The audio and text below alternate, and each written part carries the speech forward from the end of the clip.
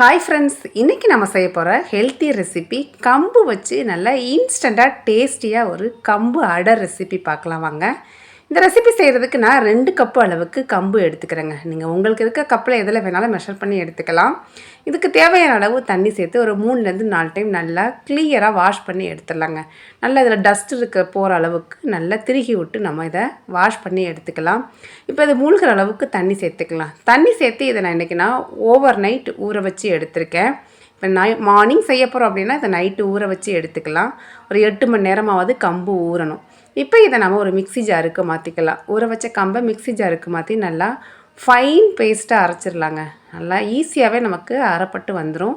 இந்த அளவுக்கு அரைச்சி எடுத்துக்கலாம். இப்போ இது ஒரு அகலமான பவுலுக்கு ட்ரான்ஸ்ஃபர் பண்ணிக்கலாம்.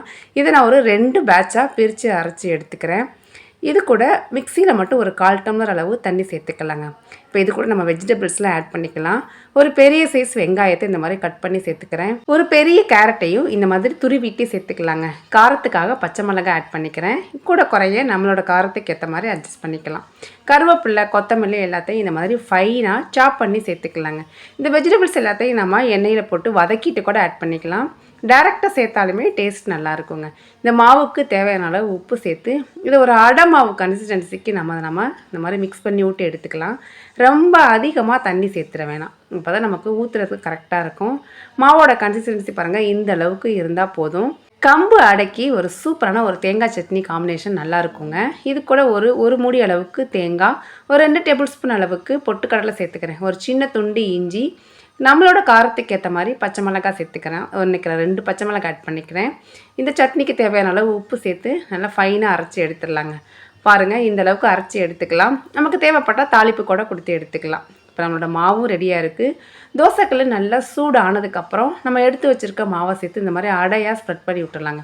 நம்ம மெல்லிசாக தோசையாக ஊற்ற வராது.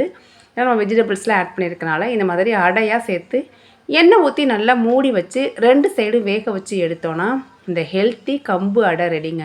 கம்பில் ஏகப்பட்ட ஹெல்த் பெனிஃபிட்ஸ் இருக்குங்க. நம்ம இந்த கம்பை ஊற வச்சு மட்டும் எடுத்தால் போதுங்க. நல்லா வாசனையாக சாப்பிட்றதுக்கு அவ்வளோ டேஸ்ட்டாக இருக்குங்க.